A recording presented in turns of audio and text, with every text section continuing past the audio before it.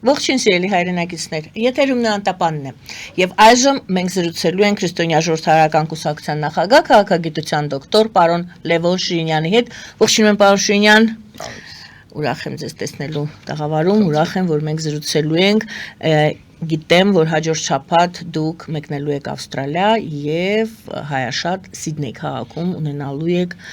դասախոսություն, այսպես բանախոսություն եւ շատ հետաքրքիր է թեման ձեր զեկույցի ապագային նայող Հայաստան։ Ես ուզում եմ այդ ձեր այցին ընթառաջ խնդրեմ ձեզ կիսվեք մեզ հետ այդ ձեր տեսակետներով ապագային նայող Հայաստան, ինչպիսին է այն։ Բայց շարունակենք էլ է, որովհետև մեր պատասխան այդպիսին պիտի լինի մտածողության առումով սկզբից, բայց հետո իրականություն վերադառնանք,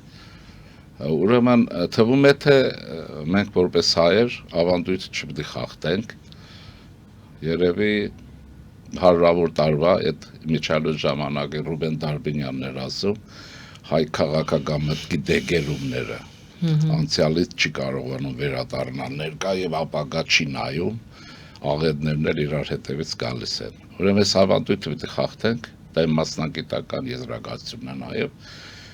ոչ միայն կուսակցական բարական, ավելի շատ մասնագիտական, մենք պիտի կարողանանք Չինաստանի, Ուկրաինայի, Զելենսկու, Թրամփի, այնել Պուտինի եւ այլն են, այս հարցերի կիսաիմացած, կիսաչիմացած, ճշմարիտ, ոչ ճշմարիտ, պետություններ, հզորություններ, որը մասնագիտական վերլուծություն է պահանջում, բայց ասենք տվյալ անձը գինեկոլոգ է, ուղղակի գեոլոգի տեսքով է հանդես գալիս, այս ավանդույթը պիտի խախտենք, դա ընդհանրապես, որովհետև մենք պետք է ներկան եւ ապագան կարողանանք հասկանանք, իսկ այստեղ նաեւ իհարկե անցյալի հարցը կա, առանց անցյալի տենդենսների էքստրապոլացման դեպի ներկա անալիզ եւ պրոգնոզ դեպի ապագա չի լինի, բայց սա ընդհանուր առմամբ է, իսկ մենք այդպիսի ավանդույթ ունենք, դրա համար նկատել եք, չէ, երբեմն հանգարցակի ենք գալիս շատ հարցերում եւ անպատրաստ անշուշտ, հետո սկսվում է մեղադրանք եւ այլն եւ այլն, հիմա ինչ եմ ուզում ասեմ, դրա փոխարեն ես կարծում եմ եւ ես հատկապես մեր երիտասարդ միջին տարիքի պրոֆեսիոնալ մասնագիտական կրթություն ունեցող քաղաքագետների համար եմ ասում, տնտեսագետների, սոցիոլոգների եւ այլն այս հատվածին, որ կարողանան ուրեմն ավանդույթը խախտեն այն իմաստով, որ վերադառնան դեպի Հայաստան։ Ինչու Հայաստան եւ ինչու հայկական հարց, հայ ժողովրդի խնդիրներ, որովհետեւ այսօր ակնհայտ է մի բան, որ աշխարհակարգի կամ գեոքաղաքական գլոբալ փոփոխության ընթացքը իմ կարծիքով տևական է լինելու։ Օրինակ սկսվեց ըստ էության, որ ճշգրիտ ասենք, Թրամփ-Պուտին մեծ բլեֆ է։ Սա ինչ կան է գնալու, ինչ կան է տևելու, մինչև երևի ամերիկացիներ համոզվեն, որ իրենց ադմինիստրացիան նկատի ունեմ, ցանկացած եւ այն Ռուսաստան, որ ներկայացնում են, իմանալով նա այդպեսին չի, երբ որ իրականությանը կբախվեն, հավանաբար որոշումներ կայացնել կտան, ուզեն չուզեն, բայց բոլոր դեպքերում սա ժամանակ է պահանջում եւ տևական ժամանակ է պահանջում, տեսեք, երկրորդ փաստն էլ կա, թե ինչու է հարցն եմ ուզում բարձրաբանել մեզ համար։ Եթե մինչև հանրապետական կուսակցության վերջին հաղթանակը Եվրոպան եւ Միացյալ Նահանգները միևնույն բևեռի տարբեր ենթաբևեռներն էին Միացյալ Նահանգների առաջնորդությամբ եւ այդ քաղաքականությունը մենք անվանում ենք Եվրոատլանտյան քաղաքականություն, այսօր չկա այդ միասնականությունը, կա եվրոպական քաղաքականություն առանձին եւ կա ատլանտյան քաղաքականություն, ես ամեն պիտի հասկանանք, ինչու, ըստ էության հիմա գոնե որ հանրապետական կուսակցության այս առաջի շրջանում այդ մեկուսացում առանձնացումը լինելու է լինում է, դա բացասական պահ ունի մեջը թե չէ դժվարանում եմ ասել, կարծում եմ մեծ ողբերգություն չի, դա բայց պարտադրում է Եվրոպային դառնալ հզորության մեկ բևեռ, իսկական բևեռ, եւ ակնհայտ է փաստը նաեւ Ֆրանսիան միջուկային մկաններն է ձգում եւ միջուկային վերազինման հարց է դրել եւ դա մեզ համար դրական է, որովհետեւ Ֆրանսիան մեր ըստ էության ռազմավարական գործընկերն է, չեմ ուզում ասել դաշնակիցը, չշտաբենք, լինի փաստը այդպեսին է, չնայած կարծում եմ, որ դա դաշնակցային հարաբերություններ են լինում եւ լինելու եւ մեր լեռնահանքային արդյունաբերությունը ինքն է վերականգնելու ռուսների դուրս մղումից հետո։ Հիմա բայց երկրորդ մասը նայեցեք Գերմանիայի Բունդեսթագը երեք քննարկել է եւ նոր կանցլերի տեխնազոյի, որը քրիստոնյա դեմոկրատական միության տեխնազոն է, այսինքն մեր կուսակցության քույր կուսակցությունը երեք կարողացավ առաջին անգամ ուրեմն բարդությունից հետո 1945-ից հետո անցկացնել ըստ էության Գերմանիայի վերազինման ծրագիր ահռելի թվով ուրեմն եվրո է նախատեսվում, թվով եմ ասում, որ ինչպես Սասուցի Դավիթի մեջ են ասում, թիվ կար բաներին, թիվ չկար զորքին, աստղերին, այս բարագայով։ Եվ դա շուտ էր հայտարարվել, բայց նա կարողացավ անցկացնել եւ այստեղ Պուտինի մեծագույն ողբերգությունն է, որովհետեւ ինչպես որ մեր ռևանշիստներին Գերմանիայում հովանավորում էր այդընտրանք կուսակցությանը, որպեսզի կարողանա Գերմանիան դուրս բերել ուրեմն եւ այդ գործարքների գնալ իհարկե վնասվեն Գերմանիայի, բայց Գերմանիան իր տնտեսական, տեխնոլոգիական եւ մշակութային, սա միշտ պետք է ասենք Ֆրանսիա, Գերմանիա, Իտալիա մշակութային այդ ամբողջ իրենց հզորություններով ըստ էության դաշինք են ստեղծում եւ կա, այսպես ասենք, հա, Ֆրանսիայի միջուկային հովանոցի տակ տեղավորվում է Գերմանիան, Ֆրանսիան ստանում է վերազինվող տեխնոլոգիական Գերմանիա մշակութային։ Սա այն ձուլվածն է, որի դեմ խաղ չկա, այսպես ասենք, այսինքն սա դառնում մնացածները չեմ ասում, Լեհաստան, այնտեղ բարձ է Իտալիա, հետաքրքիր ռևերանսներ անում Իտալիայի վարչապետը, շատ տղամարդավարի, չնայած կին է, եւ շատ պատկերներ խախտում է եւ այլն, մեջը սկսել է Մուսոլինի արյունը շարժվել երևի, էլի, որովհետեւ այդ կուսակցության հետ հարազատություն կա գաղափարական, ինչ որ է, այսինքն իր ամբողջ տնտեսական, մշակութային, տեխնոլոգիական, գիտական պոտենցիալով Եվրոպան դառնում է մեկ, իհարկե այնտեղ կա ռևիզիոնիստը, ռուսական պետության գործակալ ուրեմն այդ Հունգարիան ռևիզիոնիստը, բայց գերմանացիները կարգի կբերեն, ինչպես որ Հիտլերի ժամանակ կարգի բերին Հունգարիային եւ կցեցին իրենք էլ հաջույքով ծառայեցին, հետո շուռ եկան, որովհետեւ մենք չպետք է հիշենք, թե ով ուրեմն ադրբեջանական ֆաշիզմին ոգևորեց եւ մեր զինվորականին սպանել եւ ներեց այս ջիվաղը, այս ֆաշիստը հիմա տանում է Եվրոպայի դեմ, բայց կարծում եմ միջոցներ կգտնեն, էլի, այս բանի մասին է խոսքը բարձր։ Հիմա ուզում եմ ասել, սա դառնում է բևեռ եւ այստեղ Ռուսաստանը կարծում եմ երկընտրանքի առաջ է կանգնել։ Հիմա չի մանում գնա դեպի Միացյալ Նահանգներ, որից ակնկալիքներ ունի սանկցիաների կամ այդ պատժամիջոցների ուրեմն չեղարկում, տեխնոլոգիական գողություն, ինչպես որ ատոմային ռումբի գյուտը գողացան, ամերիկացիներից հիմա տեխնոլոգիա պետք է գողանան Ամերիկայից, որովհետեւ կարողանան բան անեն, բայց հարցը այն է, որ մենք դա լավ պետք է հասկանանք, իրավիճակը փոխվել է 1940 թվերի համեմատ այս պարագայում Ռուսաստանի շուրջ, որովհետև արևելքում բարձրացել է ոչ թե կոմունիստական Չինաստանը, հետամնաց ուրեմն անընդհատ հեղաշրջումներ անորքում վեյբինների երկիր, ինչ որ կար, այլ Կոնֆուցիոսի Չինաստանը բարձրացել է եւ այստեղ, ընդ որում ասեմ, որ ուրեմն Չինաստանից Ռուսաստանի կախումը իմ գնահատականներով, որը հենվում է տնտեսագետների եւ սոցիոլոգների առաջատար եզրակացությունների վրա, ես սովորություն չունեմ իմ չոլորտից, հա, ինքս բաներ անեմ, ֆոկուս հեղինակներ կան, լավագույն վերլուծաբաններ եւ այլն, ուրեմն բայց դրանք Հայաստանում չեն դժբախտաբար, չնայած քաղաքագետ են, ուրեմն նրանք մասնագետներ են եւ քաղաքագետել իրենց վրա չեն գրում եւ հիմա ինչ եմ ուզում ասել, ահա այստեղ Չինաստանի հզորությունը եւ որոշակի մի առավելությունը, Չինաստանը ավտորիտար երկիր է եւ այդ ավտորիտար երկրներ դուք գիտեք, որ ուրեմն զարգացման արագություն կարող են ապահովել ներքին բնդողակների սեղմումով, այդ թափված ժողովրդավարությունը չի, որ ժողովրդավարությունը չի, որ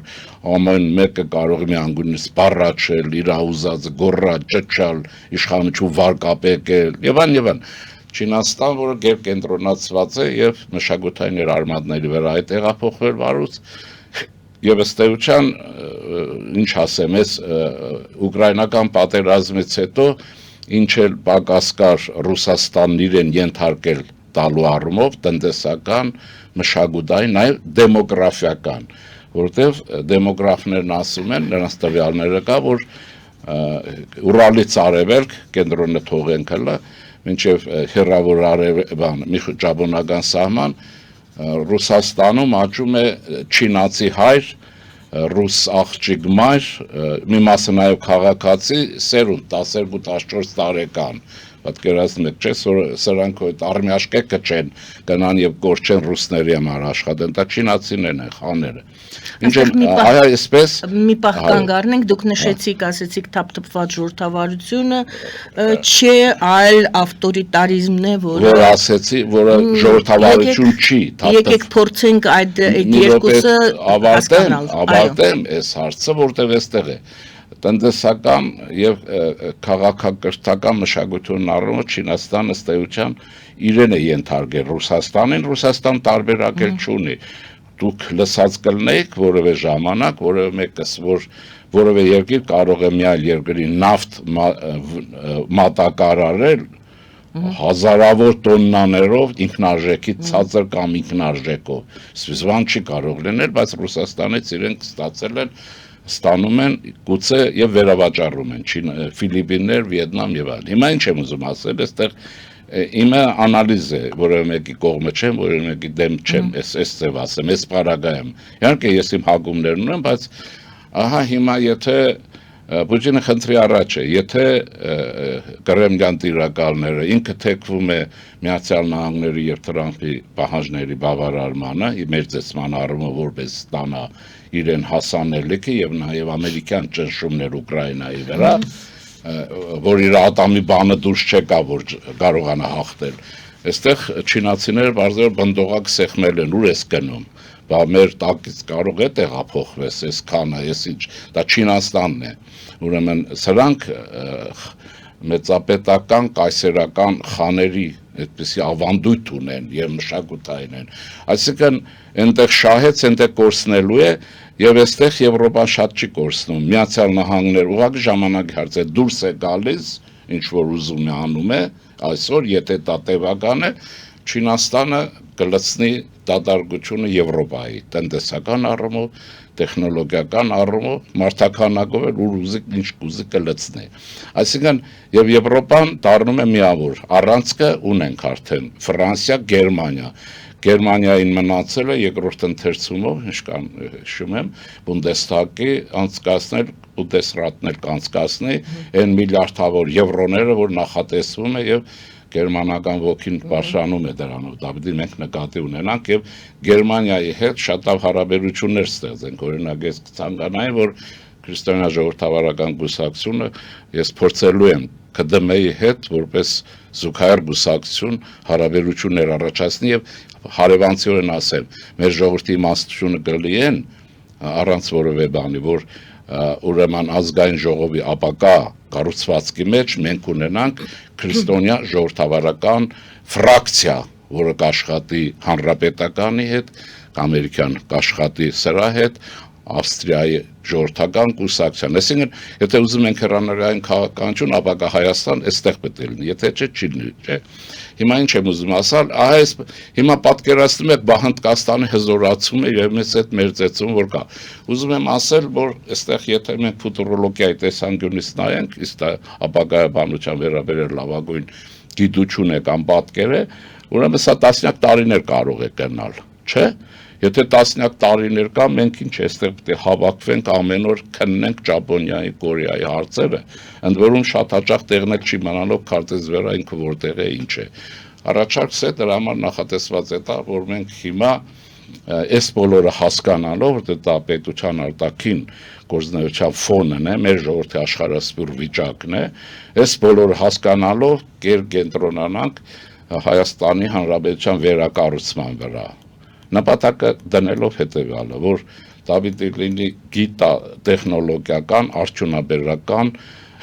Հայաստան, ուրիշ ճանապարհ մենք չունենք մեր ռեսուրսի պարակայով, նաև մեր ժողովրդի ուղեղը շարժելու։ Դուք հիշեք սովետական տարիներին պոլիտեխնիկն ինչ հրաշալի, այդ զանգվածի մեջ ինչ հրաշալի կադրեր էր տալիս, բոլորն ընդունում են որ հայերը այդ ոլորտում կարողանում են, չէ՞։ Հիմա մենք այստեղ տեխնոլոգիաներ IT կասեք, ինչ կասեք, բայց իմ կարծիքով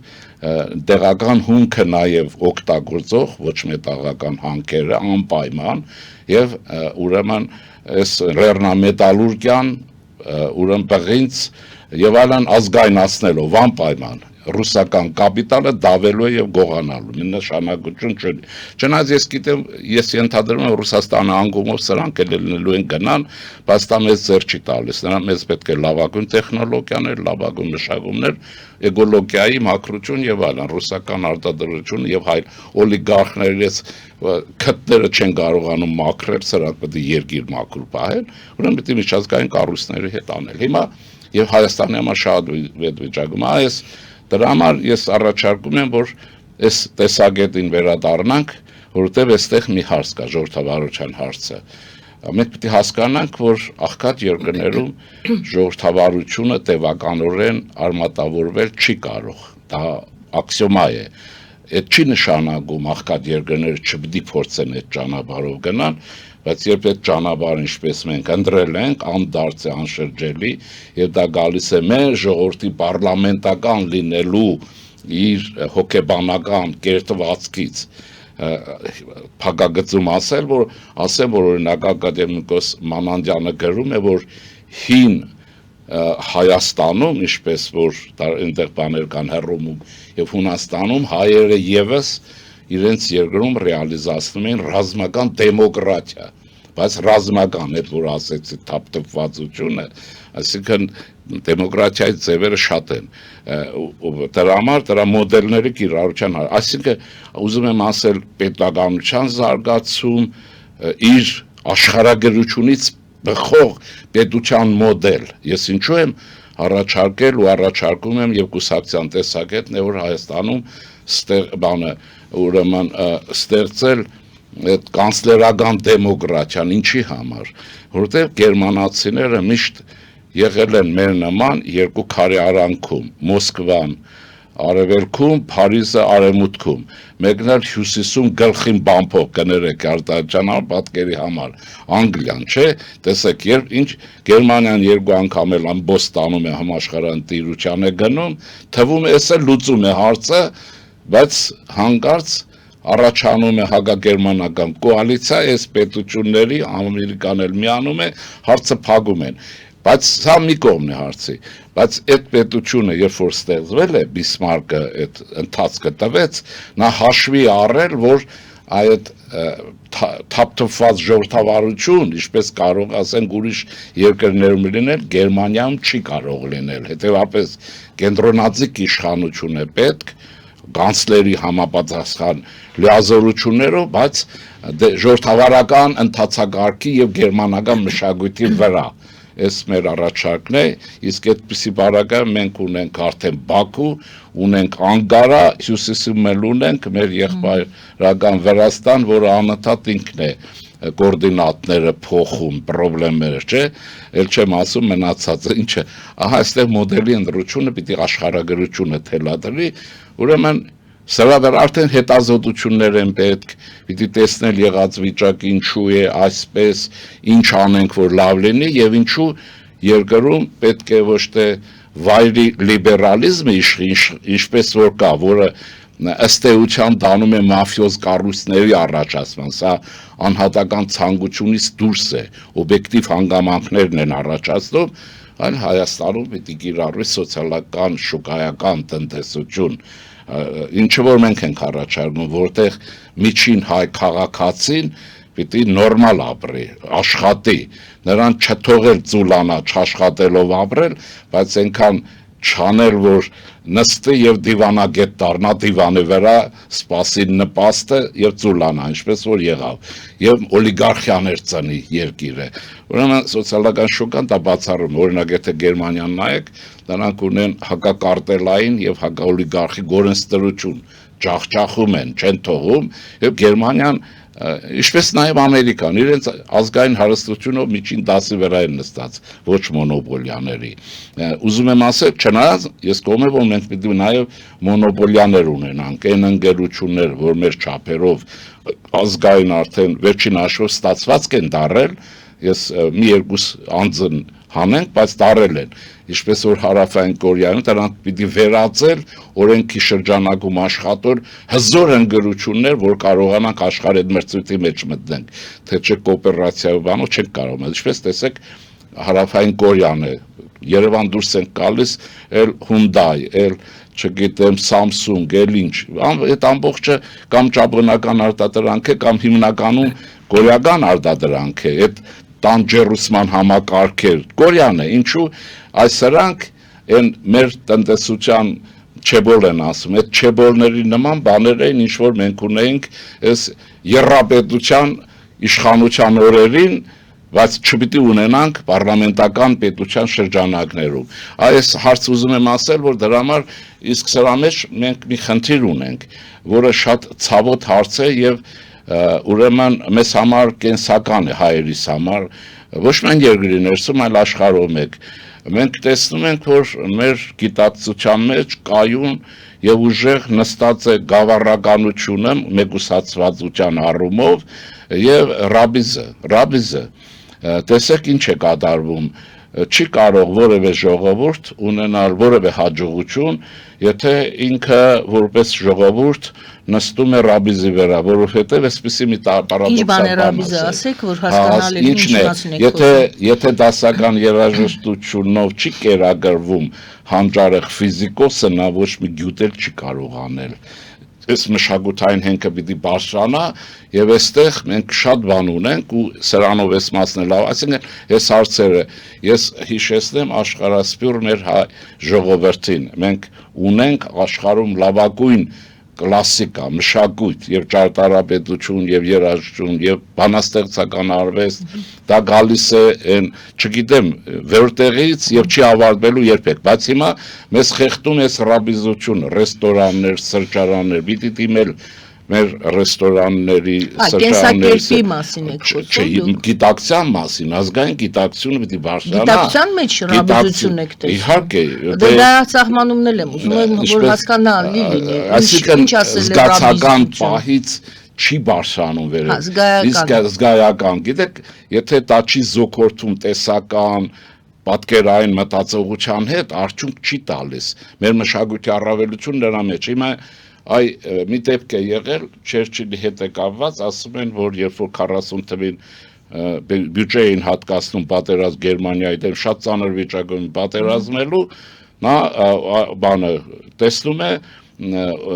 որ մշակույթին գումար չի հատկացված, ասում է, բա մշակույթի համար ինչն է գումարը, ուր է պետբյուջեի մեջ, այնտեղ պաշտպանության նախարարը ասում է, որ այս վիճակում մշակույթը, ինչ մշակույթ, մենք հազիվ վիճակը փրկենք, չփրկենք եւ այլն, այսինքն պետության ռազմական ուժերին է փոխպետ, Չերչիլը կանգնում, դեպի ասում է, լսի, եղբայր ասում է, Եթե դու Անգլիայի մշակույթի համար չես կռվելու, կարող ես այսօրվանից այդ չկռվես ու հանձնվես։ Ասում եմ մշակույթի կրճատում չանեք այս է բանը։ Եվ ես դա փոխանցում եմ մեր ժողովրդին եւ կառավարությանը, առանձնացրեք մշակույթի նախարարությունը, որովհետեւ հայ ժողովրդի արժեքը ընդհանրապես իր մշակութային նվաճումների մեջ է։ Իսկ տարածքներ տեսանք ինչ եղավ։ Այդ եթե չենք ունենա, կունենանք նաև մեր համար նաև դա հեշտ է վերականգնելը։ Բուհեր բան հասկանալի է։ Հայաստանում իր պատիվ այդ ոլորտի աշխատողների ռեստորանային, սրճարանային բիզնեսը լավ զարգացել է, երևի մոնոպոլ չի, դրա համար է լավ զարգացել եւ ան որակը շատ լավն է եւ ան ուրեմն ես պիտի մշակույթի նախարարություն ասենք, ցանկ պիտի ներկայացնի Կոմիտասից Լուսինե, Շարլ Ազնավուր եւ այլն եւ այսպես, հա, եւ հանձնի ասի ընտրեք, լսեք այդ հերիքը գորգորակ կապիտանների մասին, կասպադակ չգիտեմ ինչ, դա ցես ավելի է բերել, վերցրեք եւ եվրոպական նաեւ մշակօրինագիշկան լավ սրճարաններում մեր մորեն հնչի Լուսինե Զաքարյանի երգը։ Ես բանասիրական ֆակուլտետում ուսանողներին հարցրել եմ մանկարժականի, թե ով է Լուսինե Զաքարյանը, չեն իմանում, ազգանունը չեն իմանում եւ իրենք մեղք չունեն։ Մեղք չունեն, որովհետև դասավանդողը ինքը ռաբիզ է, չի մտքով անցել, օրինակ բերի, որ ասի գիտես, ասենք, օրինակ ասի չգիտեմ, ես ինչի փոխարեն, ասենք Լուսինե Զաքարյան եւ այլն, գոնե այդ ասել։ Ուզում եմ ասել դրա համար ապագային նայող Հայաստանի իհարկե այս շրջանակում այս տեսքով չի լինելու, ես նախընտրել եմ, համաձայնեցրել եմ եւ ես ուզում եմ, որ մենք աշխարհում եք հասկանալով բարդությունները, պետության խնդիրները եւ այլն, մենք առաջին անգամ մեր պատմության մեջ առաջի պլան բերենք մեր խնդիրները եւ մենք Հռոմի հարցը լուծելու փոխարեն առաջին հերթին լուծենք Հայաստանի եւ Երևանի հարցը։ Դուք տեսեք թրիչք ունենանք, այդ մտածողությունը մեզ համար շատ կարեւոր է եւ երկրորդը կա պետության իրողությունն իսկ քանի որ կա, նա պահանջներ է ներկայացնում։ Այ այս պետությունը մեզ պահանջում է, ուժեղացրեք ինձ։ Ես ձեզ որպես ուժեղացնեմ, պաշտպանեմ։ Այդ ուժեղացումը կարող է ներքին ռեսուրսներով լինել, արտաքին ֆոնը շատ լավ է։ Փառք Աստծո, ասում են Ֆրանսիա կա, արդեն Հնդկաստան կա, ընդ որում նայեցեք Գերմանիա կա, այն երկրների հետ են քեզ ռուսական տիրույթից դուրս գալու շրջանակում հարաբերվում, որոնցից 3-ը միջուկային տերություններ են։ Ալիևը շատ լավ է հասկացել դա, շատ լավ հասկացել է, որ տեսեք Հնդկաստանի պարագայով մի հատ իրեն թույլ չի տալիս մի ողորմելի որևէ արտահայտություն, գիտի Հնդկաստանը փղերով կճզմի։ Ուրեմն տեսեք Ֆրանսիայի միջուկային, Գերմանիան ասի եւ ան եւ հիմա վերցնում ենք մշակույթը, որ երկրներ են, ֆրանսիական մշակույթ, գերմանական փիլիսոփայություն, դասական երաժշտություն, հնդկական մշակույթ եւ այլն, այսինքն մենք հիմա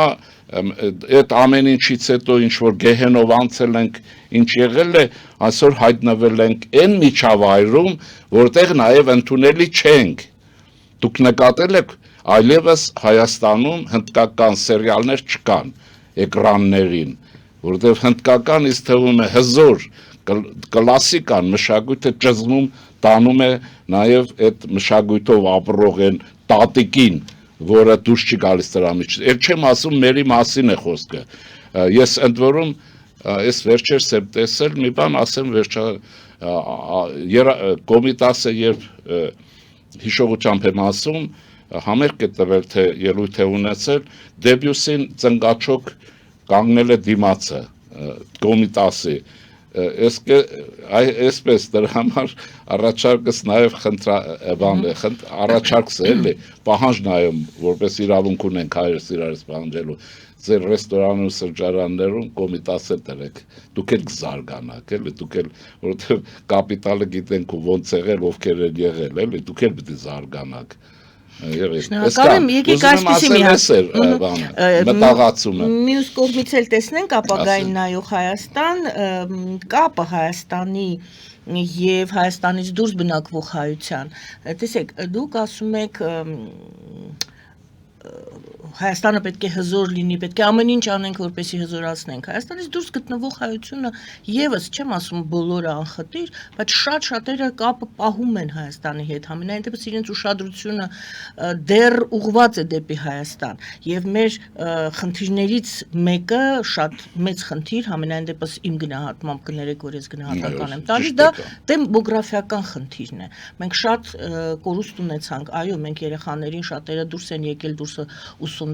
ուսանելու եւ հետ չեն վերադարձել, շատ մեծ արտագաղթ ունեցանք։ Մենք ունենք այդ խնդիրը։ Եվ այդ թույլ մեր գործոնը, մեզ թուլացնող գործոնը մենք կարող ենք արդյոք, հարցնում եմ,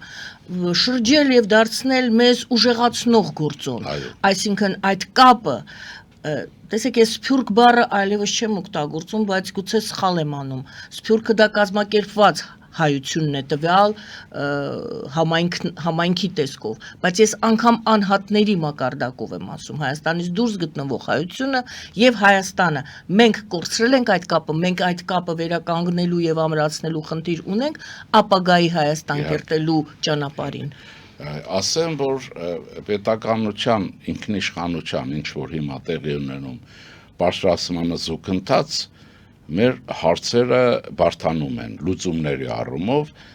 բարդությունը ավանդական մոտեցումների ոչ բավարար լինելն են, ավանդական ձևով, քույրը, եղբորը, եղբայրը, քրոջ, ընկեր եւ այլն, օգներ եւ այլն, այս բոլոր անշուշտ մուկա կմնա,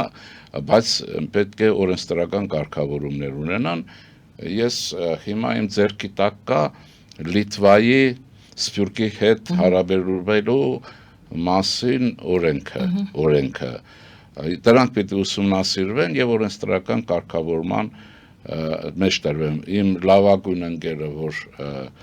Չիկագոյում է ապրում, Սարգսյան Պարույրը եւ փոխհիպատոսն է, ինքն է ինձ դա հուշել, որտեղ այդ հարցով շատ էր զբաղվել,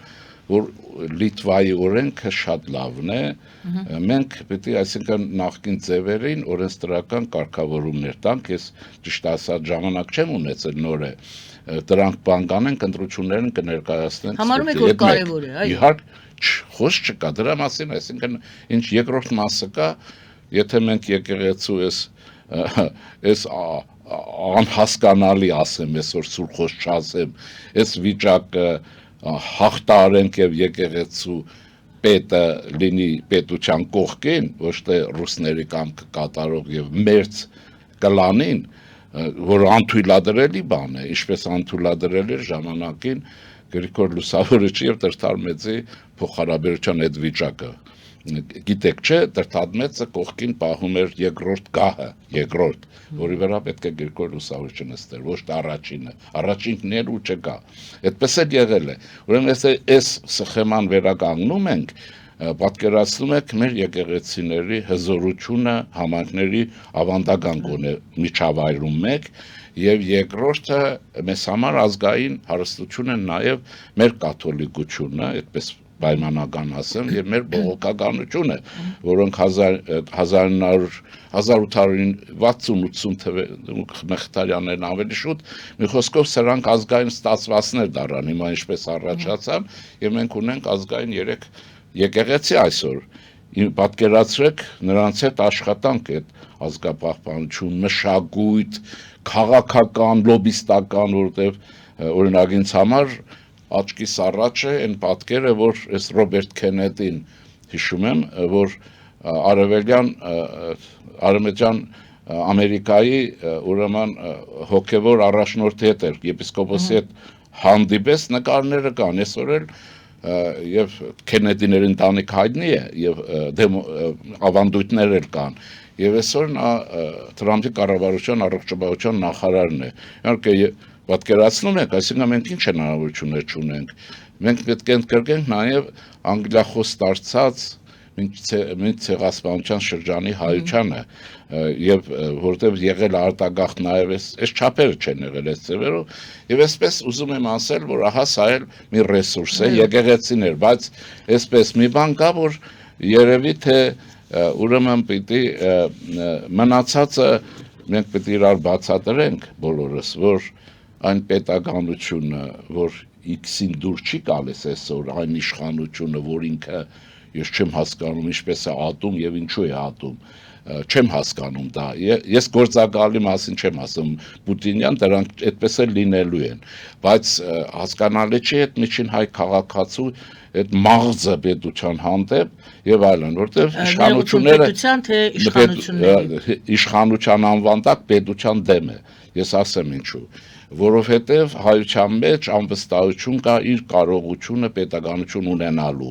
այլապես այս 30 տարի ով եղավ կուսակցություններական անընդհատ դեմ են, ինչին են դեմ, ինչին են կողմ եւ այլն,